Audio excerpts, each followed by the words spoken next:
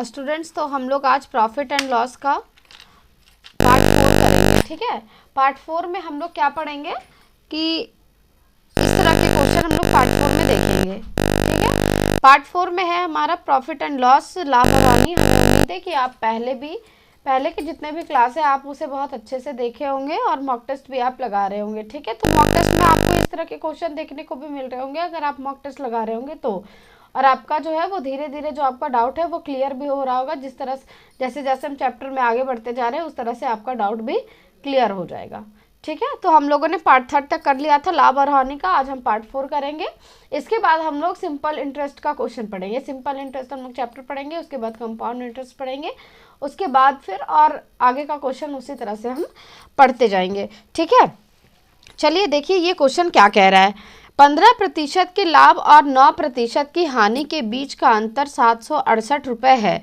यहाँ जिस वस्तु की बात की जा रही है उसका क्रय मूल्य हमें निकालना है। यानी अगर हम मान लीजिए किसी वस्तु को हम जितने रुपए में खरीदते हैं और जितने रुपए में हम उसे बेचेंगे, अगर हम कम में खरीदते और कम में बेचते और ज़्यादा में, जैसे हमें जितना का कहानी में अगर हम खरीद रहे हैं, ठीक है, मान लीजिए आपके 10 रुपए की कोई वस्तु है, अगर हम उसे हानि में बेच रहे हैं तो उसका पहले का मान होगा, और अगर हम लाभ में बेच रहे हैं तो उससे ज़्यादा होगा, है ना, उससे 10 रुपये से कम होगा। अगर हम हानि में बेचेंगे तो जितना का हानि बोलेगा जितना का लाभ बोलेगा उसके बीच का डिफरेंस हमें दे रखा है। तो सबसे हम पहले मानेंगे कि उसका जो क्रय मूल्य है वो 100 है। किसी भी चीज़ को जब से हम लोग प्रॉफिट एंड लॉस या परसेंटेज चैप्टर पढ़ रहे हैं तो हम लोग किसी भी चीज़ को 100 मानते हैं, है ना, क्योंकि परसेंट अपने आप में कितना होता है, 100 ही होता है, तो हम इसे 100 मान रहे हैं। ठीक है, देखिए आप इसे 100 मानेंगे, है ना।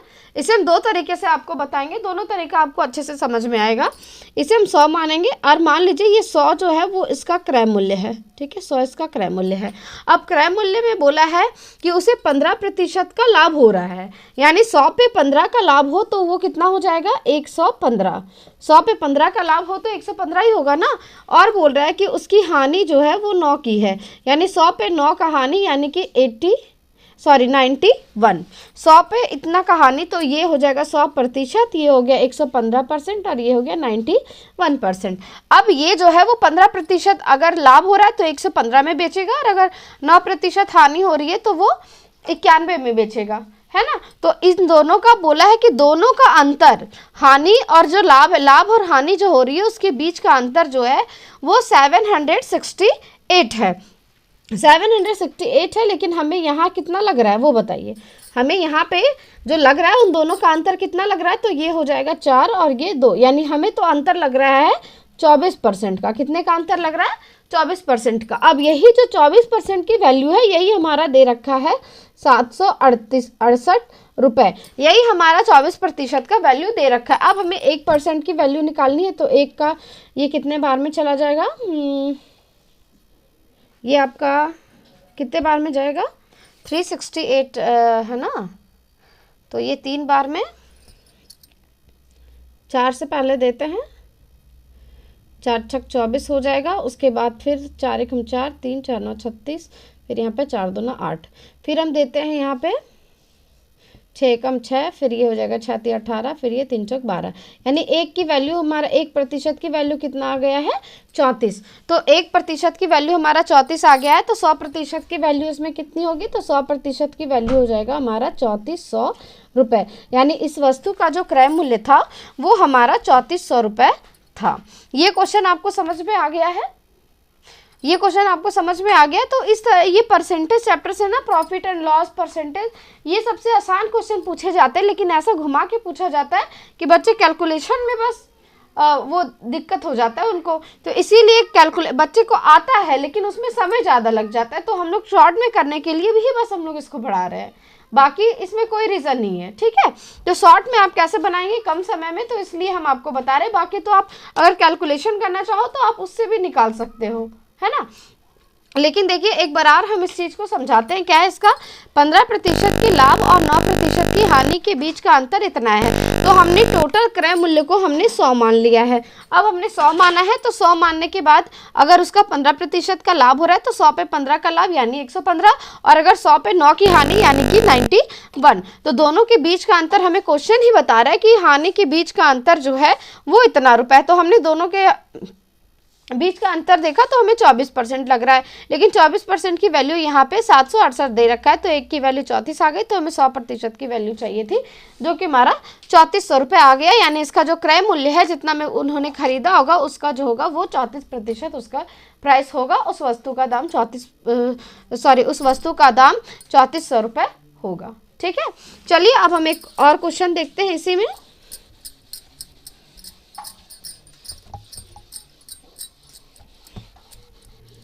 जब भी आप पढ़ाई करें तो नोट्स, कॉपी और पेन साथ में ले करके बैठे, ताकि आप अपना नोट्स भी बनाते जाएं। अगर आपका जल्दी जल्दी में कोई, लेकिन हाँ जब हम समझा रहे तो आप उस चीज़ को समझे, आप उस चीज़ को लिखने में व्यस्त ना हो जाए कि हम लिख लेते हैं पहले फिर मिट जाएगा या ये होगा वो होगा। आप वीडियो को पॉज करके रख सकते हैं और फिर आप उसको लिख सकते हैं बाद में।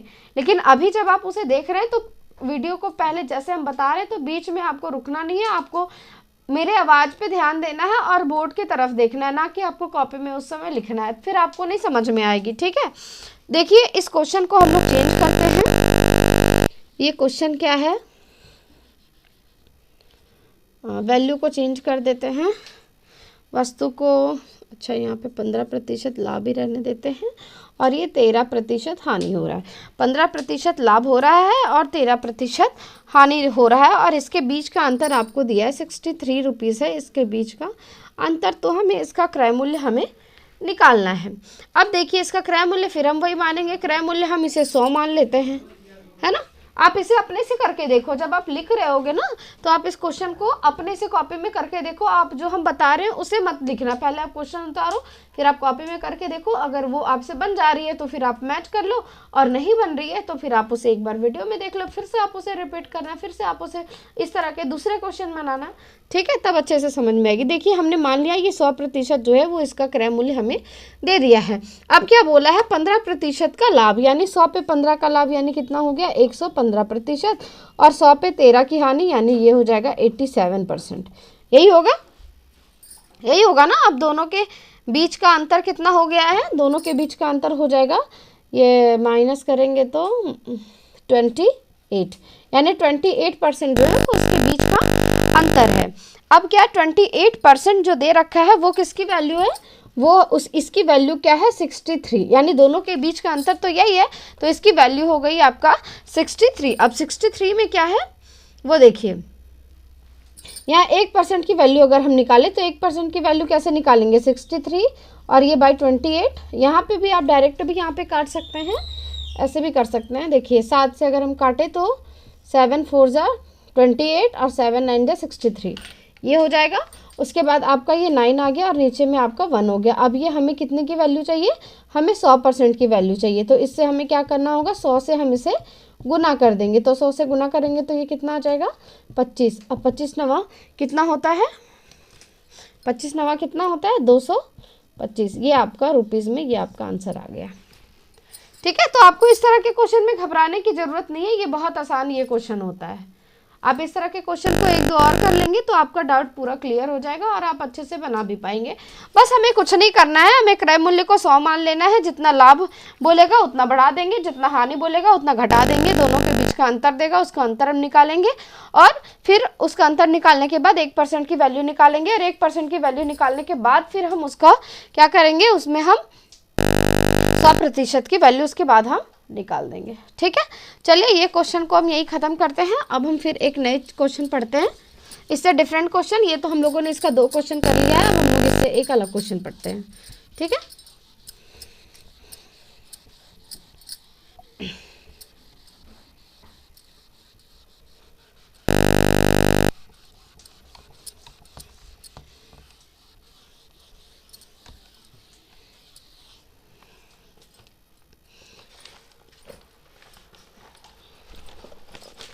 देखिए ये क्वेश्चन जो है ना, इसका टाइप मैं एक ही बताऊंगी क्योंकि ये बहुत ज़्यादा हार्ड क्वेश्चन नहीं है, इसे आप बहुत आसानी से समझ जाओगे, इसीलिए मैं आपको इसका एक ही चैप्टर मैंने कराया ताकि आपका टाइम भी बचे और आप इस पैटर्न को सीख भी लो। नालिकाओं का लागत मूल्य, लागत मूल्य 5 नालिकाओं के विक्रय मूल्य के बराबर है, बराबर है। ठीक है, तो लाभ प्रतिशत ज्ञात करें। हमें इसमें लाभ प्रतिशत ज्ञात करना है कि उसमें उसे कितना का लाभ हुआ है कि हमें निकालना है। अब देखिए यहाँ क्या है, यदि 10 नालिकाओं का लागत मूल्य, लागत मूल्य का मतलब क्या हो गया, हमने बताए थे फर्स्ट क्लास में ही, लागत मूल्य का मतलब क्या होता है, सीपी। क्या होता है, सीपी यानी क्रय मूल्य, यानी जितना में हमने खरीदा है, यानी 10% का जो लागत मूल्य है सीपी है वो 5 नालिकाओं के विक्रय मूल्य के बराबर है। यानी 5 जितना में वो 100 को जितना में वो 10 को खरीदता है उसी रेट में वो 5 को ही बेचता है। 5 उसके पास अभी भी बचे हुए हैं, वो 5 नालिकाएं ही बेच रहा है। तो जैसे लागत मूल्य जब बोलेगा तो 10 नालिकाएं हैं तो 10 नालिकाओं का सीपी, ये हम लिख देंगे सीपी। 10 नालिकाओं का सीपी किसके बराबर है, 5 नालिकाओं के एसपी के बराबर है। यानी 10 नालिकाओं का सीपी जो है वो 5 नालिकाओं के एसपी के बराबर है। अगर हम इसे काट दें तो कितना हो जाएगा, 5 से 5 एकम 5, 5 दूना 10।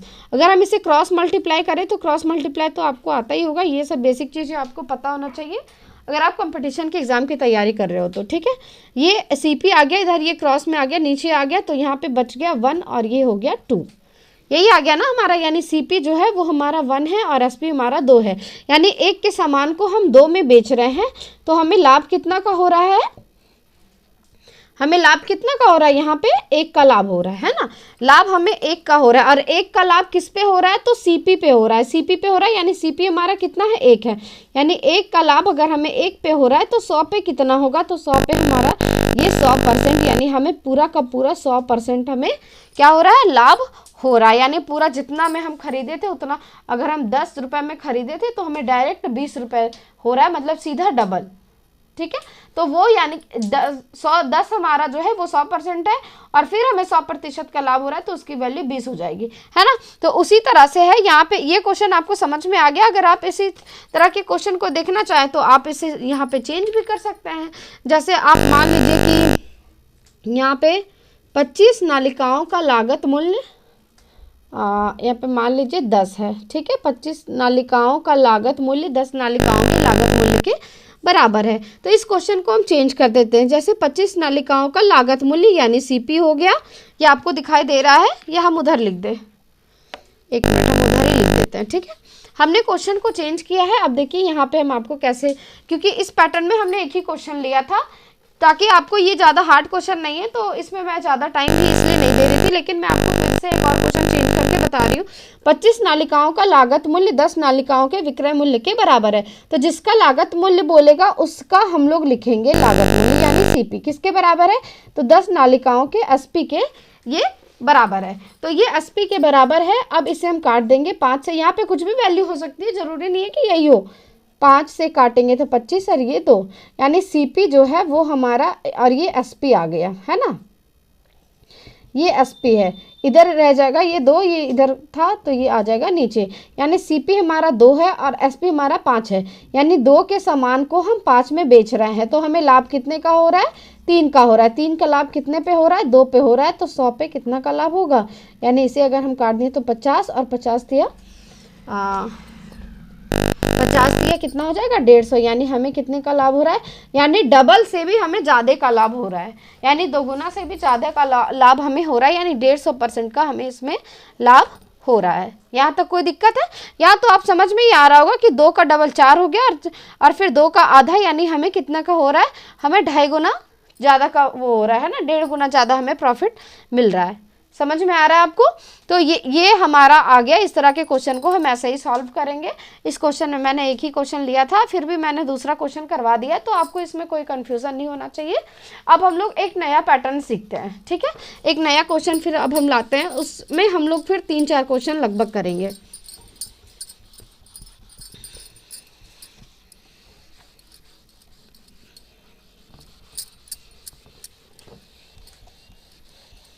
ये क्वेश्चन भी बहुत अच्छा क्वेश्चन है जो अभी मैं आपको बताने जा रही हूँ, और ये जो मैंने अभी बताया है।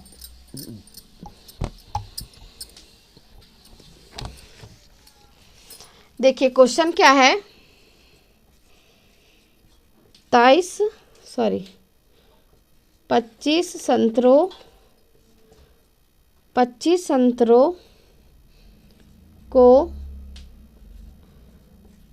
संतरों को बेचने पर एक व्यक्ति, ये क्वेश्चन उसी से हल्का रिलेटेड है इसीलिए हम इसको बता रहे हैं, ठीक है। एक व्यक्ति को, बस उससे थोड़ा सा डिफरेंट है, 5 संतरों के विक्रय मूल्य के बराबर हानि हो जाती है। हानि होती है, हानि प्रतिशत ज्ञात करें। जैसे देखिए, आपको जो है वो जब भी आपको ये बोलेगा कि इतना संतरा, इतना को बेचने पर इतना संतरा के बराबर क्रय मूल्य के बराबर या विक्रय मूल्य के बराबर हानि हो जाता है या लाभ हो जाता है, तो उस चीज को पहले हम बैलेंस करना सीखेंगे, ठीक है। उस चीज को पहले हम बैलेंस करना सीखेंगे। यानी कि ये जो विक्रय मूल्य है, विक्रय मूल्य, तो उसमें क्या हो रहा है, उसे 5 संतरों के बराबर हानि हो रही है। तो जब हानि हो रही है तो हानि का फॉर्मूला क्या होता है ये बताइए। हानि को हम लोग कैसे निकालते हैं? लाभ को तो हम लोग निकालते हैं SP माइनस CP, लेकिन हानि को जब हम निकालते हैं तो हानि हमारा कैसे निकलता है? CP माइनस SP, यही निकलता है। इसी से हम करेंगे। अगर लाभ हमारा हो, लाभ होगा तो SP माइनस CP लिखेंगे, और अगर हानि हो रहा है तो CP माइनस SP लिखेंगे, ठीक है। ये जो हानि हो रहा है वो किसके बराबर है ये बताइए। ये जो हानि हमें हो रहा है, ये हानि जो हमें हो रहा है वो 25 संतरा, और ये इधर भी 25 लिखेंगे 25 संतरा, और इधर भी हम 25 संतरा लिखेंगे। यानी 25 संतरा का CP, 25 संतरा का SP जो है, तभी तो हमें हानि हो रही है ना। यानी 25 संतरा को हमने खरीदा और 25 संतरा को हम बेच रहे हैं, तो हमें कितने संतरा बेचने के बराबर हानि हो रही है? तो 5 संतरा बेचने के बराबर। तो बेचने के बराबर का मतलब क्या हो गया कि 5 SP, 5 SP, यानी इसके बराबर हमें क्या हो रही है? हानि हो रही है। अगर हमें बोलता कि विक्रय मूल्य नहीं बल्कि 5 संतरों के क्रय मूल्य के बराबर हानि हो रही है, तो यहाँ पे क्रय मूल्य यानी यहाँ पे हम SP लिखते, सॉरी CP लिखते। अगर क्रय मूल्य बोलता तो CP लिखते, विक्रय मूल्य बोला है तो हम SP लिखे हैं, ठीक है। उसके बाद देखिए क्या है इसमें, अब ये इधर 5 SP हो गया, यहाँ पे आ जाएगा 25 CP इज इक्वल टू, अगर हम इसको इधर ले जाए तो ये 25 और 5 कितना हो जाएगा? 30 SP। ये आपका हो जाएगा 25 CP और 30 SP। अगर हम इसे काटे तो 5 बार में और इसका काटे तो 6 बार में, यानी CP by SP। CP by SP, CP हमारा 6 है और ये इधर आ जाएगा 5 हो जाएगा। यानी CP जो है वो 6 में खरीद रहा है और SP यानी वो 5 में बेच रहा है। 6 में खरीद रहा है, 5 में बेच रहा है, तो जाहिर सी बात है उसको क्या होगा? हानि ही होगा। यानी कितना का हानि हो रहा है? यहाँ पे 1 का उसे हानि हो रहा है। तो 1 का हानि जो हो रहा है वो कितने पे हो रहा है? 1 का हानि 6 पे हो रहा है ना, CP पे हानि होता है, तो 1 का हानि 6 पे हो रहा है, तो 100 का कितने पे होगा? तो इसे हम काट देते हैं। ये कितना हो जाएगा? अब ये 3 हो जाएगा और ये 3 एकम 3 हो जाएगा, यहाँ 2, 3 छक 18 हो जाएगा, फिर ये 2, यानी इतना जो आएगा वो इसका आंसर हो जाएगा। अब देखिए, अगर आपको यहाँ पे एक चीज अगर आपको याद होता कि 1/6 किसका रेशियो होता है, यानी किसका भिन्न होता है, किस परसेंटेज का 1/6 भिन्न होता है, तो आपको ये काटने की भी जरूरत नहीं थी। आप डायरेक्ट 16:2/3 लिख देते, तो ये आपका हो जाता। यानी 16:2/3 आप लिख देते, तब तो आपको इतना कैलकुलेट करने की जरूरत नहीं थी।